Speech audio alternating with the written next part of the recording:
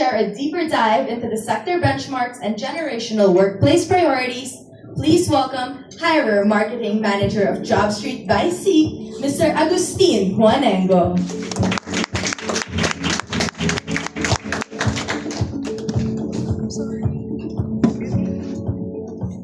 Okay.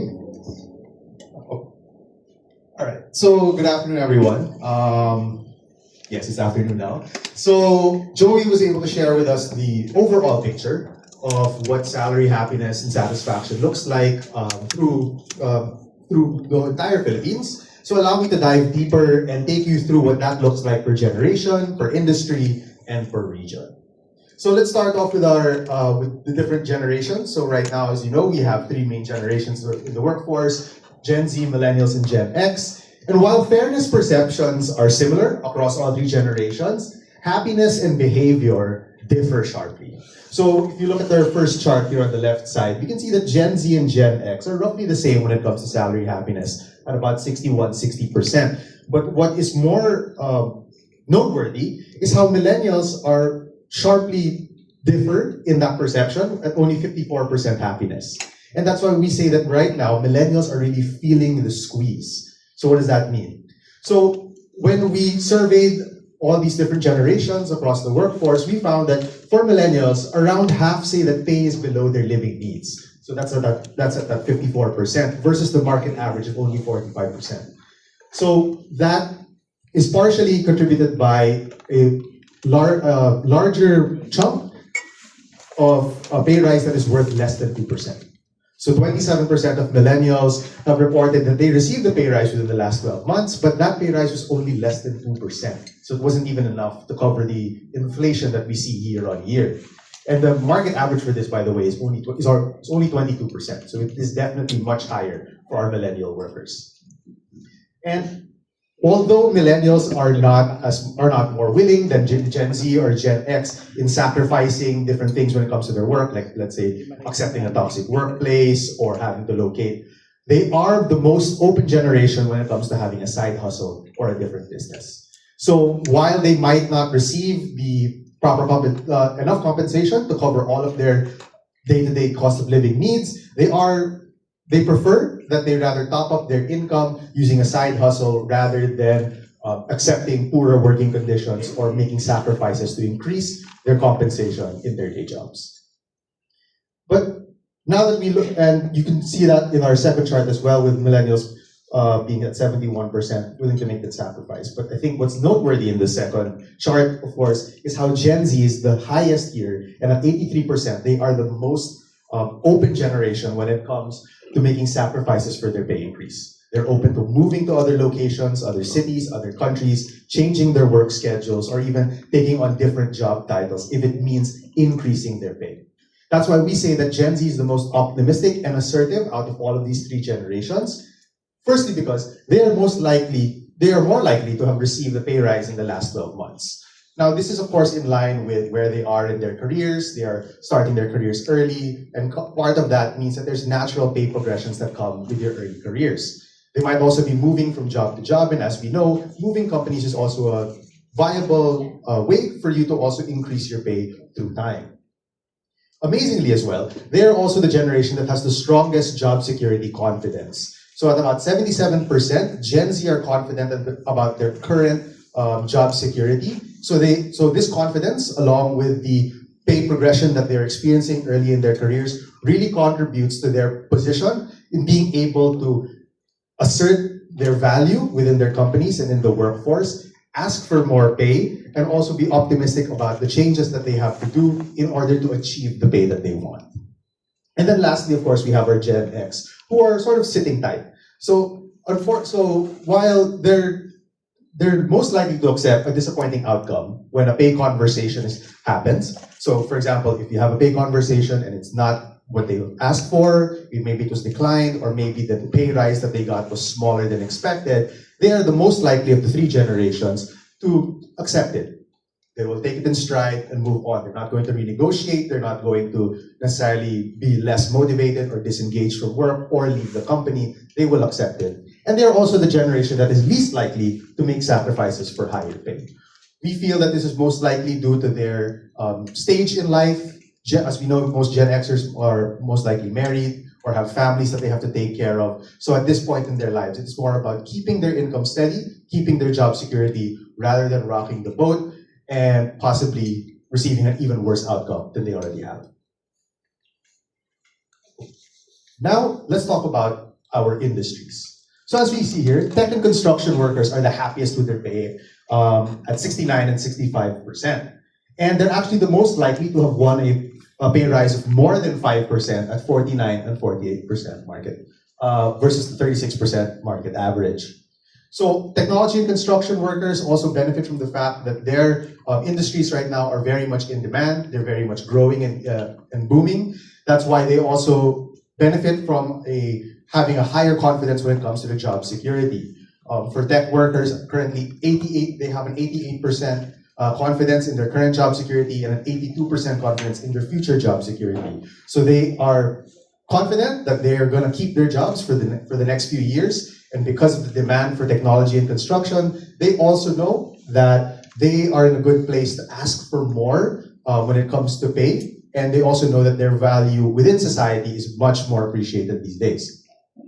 But I think another thing to note here, of course, is looking at the bottom end of this chart, is that industrial workers are the least likely to feel well paid. And at 58%, they are the most likely of any industry to say that their salary falls short of what they need. So of course, when we talk about industrial workers, we're talking about manufacturing, about production, transport, and logistics. Very important jobs and functions within society. But it's important but for the employers within this sector, it's important for them to know that their workers may not necessarily feel happy and satisfied with their pay. So this is a wake-up call for those employers within those industries to really take a look at their workers, where they stand, and how do they feel about their compensation when it comes to their pay. The last thing, of course, that we want is for these workers to feel dissatisfied, leave the industries, and also put not only the company, but the country in a position that is not favorable. And then lastly, we have fairness by region. So overall, pay generally feels fair, most especially in Mindanao at 87%, but this doesn't necessarily stretch far enough. Although Mindanao is the happiest when it comes to their pay at 87%, only 54% say that their salary, or rather 54% say that their salary falls short of what they need. So that's a very large gap, even bigger than what we see on a national level at about 80% to 54%. So in Mindanao, living costs can vary sharply between rural and urban areas. So a salary that feels fair on paper, like you may feel that with the responsibilities that you're given at work or the type of responsibilities that you hold within your companies are properly compensated by your salary. It doesn't necessarily mean that that is enough to cover your day-to-day costs of living. And because salaries are benchmarked across the entire country, sometimes a salary that feels fair for whatever job role that is might not necessarily work for the workers within urbanized cities where the cost of living is higher than, of course, in more rural areas. So what do workers want? They really just want employers to go beyond benchmarking. So when we talk about pay satisfaction, benchmarking or being able to pay your workers at the same level as every other company within your industry sector or just the overall market is only one of the things that employers should be looking at. There are three other big things that employers can do to ensure pay satisfaction within their companies. The first, of course, is workload and contribution. Of course, one is to make sure that the workload that each employee has is appropriate for them, that they don't feel overworked or too stressed, especially for the pay that they receive, but at the same time that their workload actually contributes to something bigger than themselves. That their individual work in the company contributes to that organization's success, or maybe even on a bigger scale, that their work influences or changes our country for the better. Aside from that, it's important for employers to also give proper recognition to all of their workers. Empathetic and heartfelt recognition for their work, meaningful enough for our employees to feel like they're seen within their companies and that they are valued within their companies as well. And of course, lastly, is lifestyle support.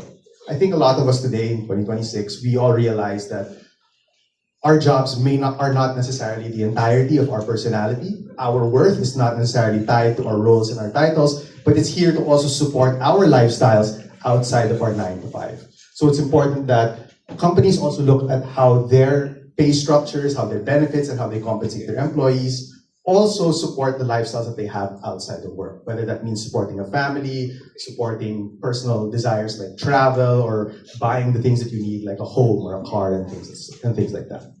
So real happiness comes from feeling meaningfully rewarded, not just getting paid. All right. So another big point in our Salary Pulse report is also how Filipinos approach pay conversations. I think when Joey asked the room earlier if anyone here has asked for a pay bump recently, not many, if at all, raised their hand. So what does that picture actually look like for the Philippines? Contrary to this room, a lot of workers within the Philippines do actually ask for pay rise. But who are comfortable in asking for these things? And the reality is, most workers could use extra support in asking for a pay rise. So half of workers do feel comfortable about asking for a pay rise, but less than 1 in 5 are extremely comfortable with having these conversations. And when we look at who's the most confident and comfortable, of course, unsurprisingly, we have those in senior positions at 60% and men at 54%. However, the people that we need to support more are, of course, entry-level and junior positions, those who are starting out their career, those who are new to the workforce. They need that support and to help build that confidence in asking for a pay conversation so they can also stay happy throughout their careers. And at the same time, we also need to support women, who at 26% are not very comfortable in asking for these pay conversations. So it's important to note that building confidence around pay conversations remains one of the biggest opportunities for both leaders and employers to ensure the happiness and contentment of their employees within their organizations. And it also pays to be proactive in initiating pay conversations. People might feel shy about asking for these. They might feel like it's taboo asking for more. But in reality, having these conversations at all is more than likely for you to end up in success. Because 84% of repeat askers feel comfortable asking for pay raise compared to 63% of those who only asked once. And at the same time, 77% of repeat askers feel happy with their salary compared to 69% of those who have only asked once. So having these conversations more and more, regardless of whether the outcome is positive, neutral, or negative, does in fact build over time. And it does in fact lead to you getting the pay rise that you ask for as you get more comfortable and as you get used to having these conversations with your leaders and employers. So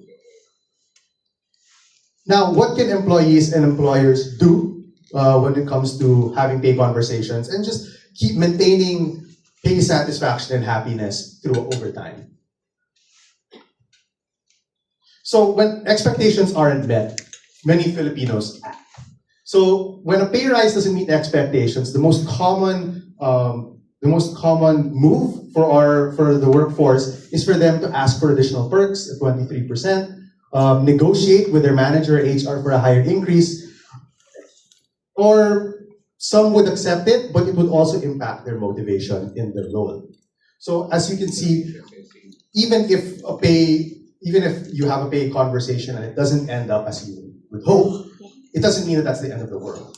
One, it does not mean that your job is now at risk because you asked for something and they denied it from you. There are many other ways that you can go around it. And especially for our Gen Z workers, they will resort to the first two options of asking for additional perks. Maybe that means more leaves, time off, a flexible working schedule, other benefits. Or they could just go back and renegotiate. Maybe asking for 5% was too much. I'll take 4%, I'll take 3%. I just want a rise in my pay because I feel that I am worth it. Now, it does seem a little alarming that at 22%, a good number of workers who have these pay conversations will accept it, but it will impact their motivation. So they might be a little more disengaged at work, they might be a little less productive, or they might be one step closer to leaving the door. And that is why it's important that clear communication is established within organizations. that we talk about pay conversations and how pay rises are given, how the pay structure in the company is decided upon, and also that leaders are able to provide a clear pathway for progression, and that future milestones for achieving higher pay are clear and understood by every worker so that we can prevent quiet disengagement. So, how about some expert advice for our employees when it comes to pay conversations? How can employees approach these conversations better and be successful in asking for the pay rise that they deserve? So essentially, we have 4 main tips here. And the first thing, of course, is to time it right. So the most important thing is to also time your conversations at the right part of the year. You don't want to have these pay conversations at the time of the year when the budget is depleted or the budget has been set and there's really no wiggle room for management to provide higher pay for those who ask for it. And it's important that we also raise this ahead of formal review cycles. Typically, during your review cycle, that is when you talk to your bosses or your leaders about what type of pay rise you can expect in the coming year.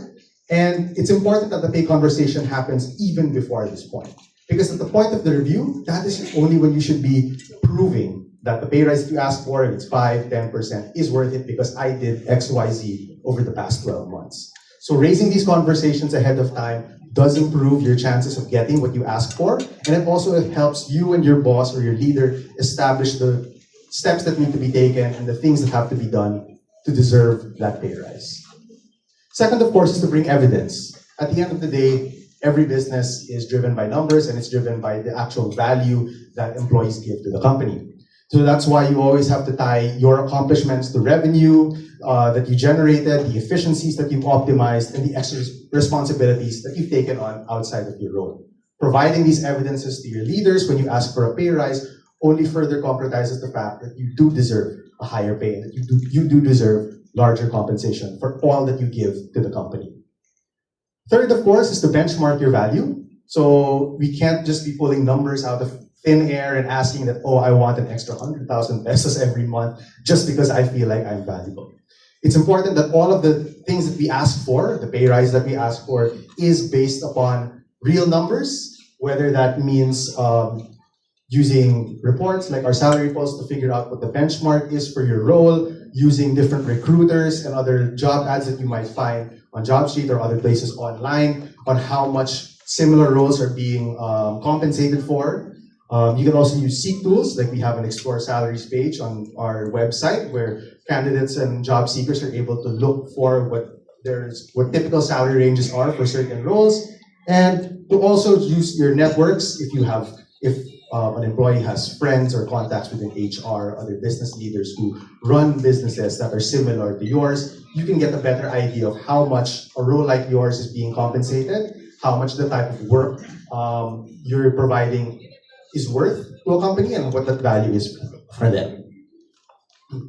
And lastly, of course, is to have the right mindset. Always remember that pay reflects the value you deliver. So always have the mindset that whatever you provide to the company is exactly the proof point that you have to give for asking for that pay rise. And even if you might not receive a favorable outcome, maybe you were not provided that pay rise today, or maybe you were given something less than expected, always keep in mind that this is not the end of the world, and it's not necessarily a reflection of your value. There are lots of different factors on the employer side as to why a pay rise might not be allowable right now. But don't let that discourage you, because as an employee, if you just keep motivated, you keep doing your job, and you keep delivering that value for your company, your stakeholders, then the next pay conversation becomes has a bit higher chance of being more successful. And now for employers, when it comes to the pay conversations, there are a few things that employers can do before the conversation, during, and after. So of course, before the conversation, it's important that employers prepare thoroughly. So it's important to remember that these conversations are very emotional for some people, and that when we talk about pay and compensation, a lot of employees do tie this to their own value within the company and to a degree within themselves. So it's important that we handle these conversations with empathy and also take note of the emotional weight that this carries for our employees. And secondly, of course, before the conversation, and ideally throughout the year, you are clear on how pay decisions are made and how KPIs actually work within your company. For example, a KPI, my KPI is not necessarily just influenced by me. I understand that my KPI is also influenced by other teams within the company. And just because the number technically hit the target doesn't necessarily mean that I delivered that value entirely on my own. So it's important that if that is how you or you as the organization sees KPIs, that is clearly communicated to your employees throughout the year. And meanwhile, as you have the conversation or after the conversation happens, if as an employer you will be declining that pay rise request, or maybe you might be giving a lower than expected rise, it's important that you explain this rationale. We can't just say that that's it, my hands are tied, and that's the only thing I can give you. Explain to your employees why this was the decision that was made and why it can't be exactly what you asked for. Also give actionable feedback and do this with empathy. So if you can't give a pay rise, what can the employee now do to improve themselves and deserve the pay rise that they asked for? Or if there are other complications and blockers, what can they do to help you as a leader, as an employer, remove those blockers from them? And where a raise isn't possible, maybe there's a limited budget or there's simply not enough funds right now, also consider other alternatives. You can provide flexibility to the worker, giving them different hours, allowing them to arrive at the office a little bit later, or other professional development opportunities. Maybe you can help them learn a new skill or improve their current skill set so that they get better at their jobs, and also make future pay conversations more successful because they can deliver more value to your company. And as an important note, always remember that when handled well, these conversations build trust. But if you handle this poorly, there is disengagement and higher turnover. Now, moving more on to our playbook on what employees and employers can do to further their careers, improve their pay conversations, and increase their happiness with their pay. For employees, two main things. And one is to know your market value.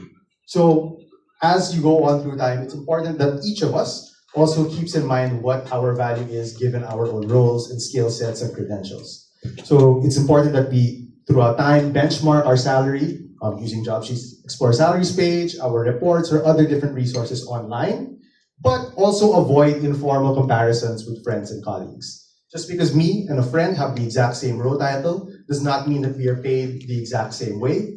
It's important to note that everyone is paid based on their experience, their skills, their credentials, and many other factors. So even comparing two roles in the same company might not give you the same exact pay. Secondly, of course, is to always build your case. When asking for a pay rise or when justifying your value within a company, it's always important to clarify your contribution and link it to company goals. I did this and it led to X% increase in our revenue, in our share of voice, in whatever other metric is important to you and your company. And also to think beyond pay.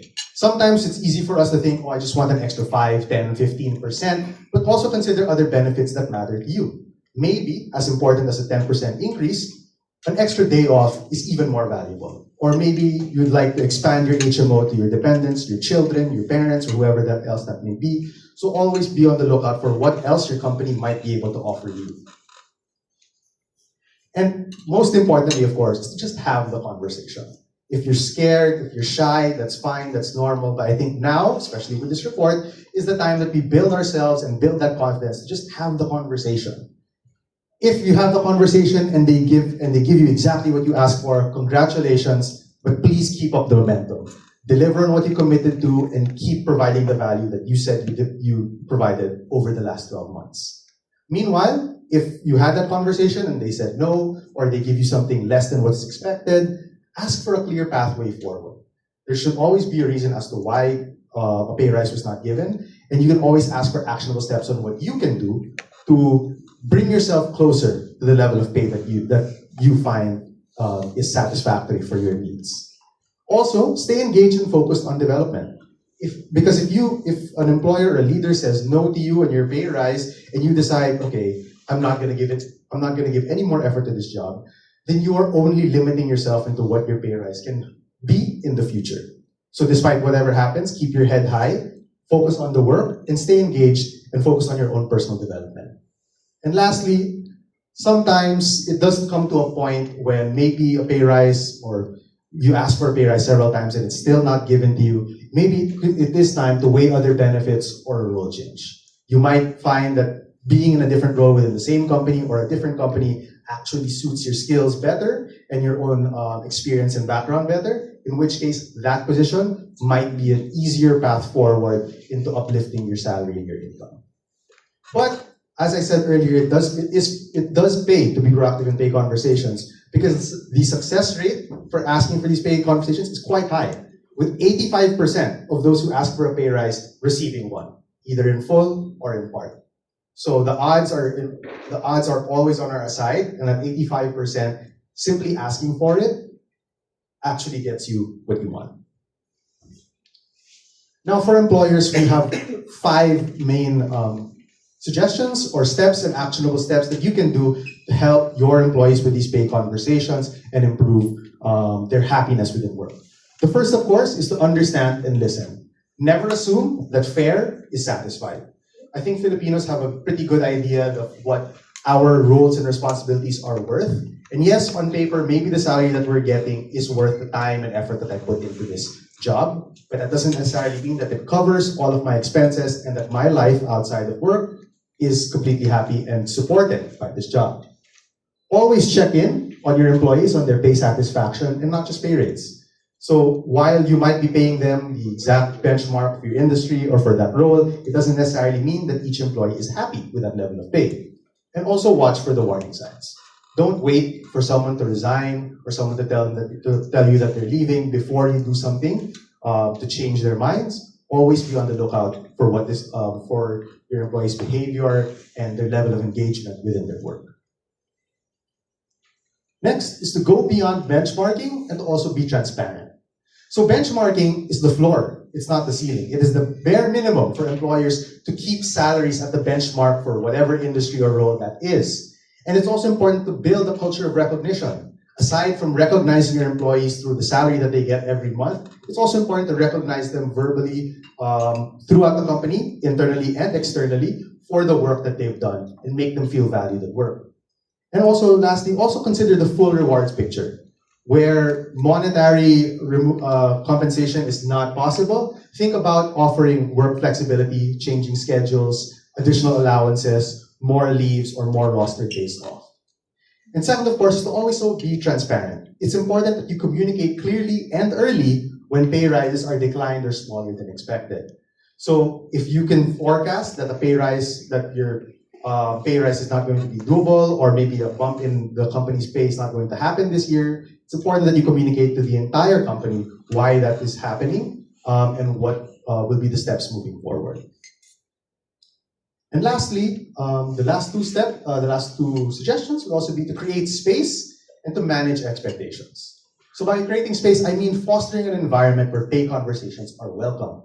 We should be normalizing pay discussions, and it should never feel taboo within a company about talking about pay or talking to your leaders about asking for more, especially when you contribute a lot with the company. Second, also conduct regular check-ins. Don't just wait for annual reviews to learn from your employees that they're not satisfied. Hold regular one-on-ones, whether that's quarterly or monthly, and just ask them how they're doing, how do they feel about their work and their pay, how satisfied are you? And lastly, of course, is to have a structured pay review throughout the year, as well as setting clear milestones for earning more. It should be clear to each and every one of your employees what it takes for them to increase their pay over time. All right, so that brings me now to our second part, which is about our Philippines pay data. So this is based on the advertised salary ranges on Jobstreet. So essentially we have I'll be showing 2 ranges for each job role. There's a lower mid-range and an upper mid-range, the typical middle band of advertised salaries. So I will only be showing a small part of what we have in the report because we actually have 24 different classifications times 20, so that's about 480 roles and their salary ranges. And these are monthly full-time salaries in Philippine peso. But keep in mind that this is only a market snapshot based on advertised salaries and not exact take-home pay. So first, one of the largest volume of job ads that we also have advertised on Jobstreet is, of course, ICT roles. And ICT roles actually have some of the highest advertised salaries. Due to strong demand and skill scarcity, tech workers report high pay satisfaction and job security. So as you can see here, roles such as full stack developers, project managers, network engineers, and Java developers are able to earn north of 120,000 pesos. While the lower mid-range is still quite generous, with some of them being able to achieve 76 or 70 to 80,000 pesos per month. Meanwhile, frontline and support roles show more modest ranges. So across admin, office support, call center, and customer service, we see that the lower mid-range does line up with a typical entry-level salary of about 15, 16,000 pesos in the lower mid-range, moving up to about 30 to 50,000 for the upper mid-range. It's important to note, however, that being managers or team leaders does pay more. As you can see in the call center table, that for roles such as being an operations manager or a team leader can help generate up to a 6-digit monthly income. And then there's also a wide spread within other sectors. So across engineering, retail, healthcare, and medical, we do see wide spreads from about the higher teens to low 20,000s in the lower mid-range to about 30 to 50,000 in the upper mid-range. Although it's not impossible for some roles to earn closer to 100,000 pesos per month, such as being a structural engineer, for example, or a merchandise manager if you are in retail. So I've only showed a handful, I think 5 different sectors or classifications, but as I said, the report contains much more salary ranges for different roles across different industries. If I had to discuss all of that today, mas stuck tayo dito sa office with this weather. So I invite you all to just read the rest in our report, which I'll also give you a QR code for you to be able to download that later. So just to wrap things up for the day, some key takeaways to remember. Always remember that fair does not always equal happy. The understanding that people have of what is fair for their role and maybe for the roles and responsibilities that they do every day is fair for what they get, but it doesn't mean they're happy for it, because it doesn't always mean that their income pays for their day-to-day cost of living. Number 2, pay satisfaction drives motivation and turnover. When employees are happy, not only do they stay in their roles, they offer companies even more value by going above and beyond their roles. Meanwhile, when they're dissatisfied, this can easily lead to turnover, high churn, and increased problems for companies having to staff or sustain roles over time. Third, also remember who feels secure versus who feels squeezed by generation, industry, and region. If you're dealing with a lot of millennials, please check in on them. Maybe their pay is not up to par with their day-to-day cost of living. Meanwhile, if you are a company that has presence in Visayas or Mindanao, while your employees may report fair pay, it may not necessarily keep up with their day-to-day cost of living. And of course, please also remember the playbook and the different points of action that employers and employees can do to help keep up their pay and to also ensure their pay satisfaction over time. So, as I mentioned, all of this and more is found within our report. So you can scan this QR code to download the full report, but you can also find this within our employer site, ph.employer.seek.com. So I'm sure our team will share with you the link later, but if you'd like to download a copy right now, you scan the QR code. But otherwise, maraming salamat sa inyo po. Thank you so much, Mr. Agu, for that overview. I'm sure everybody is interested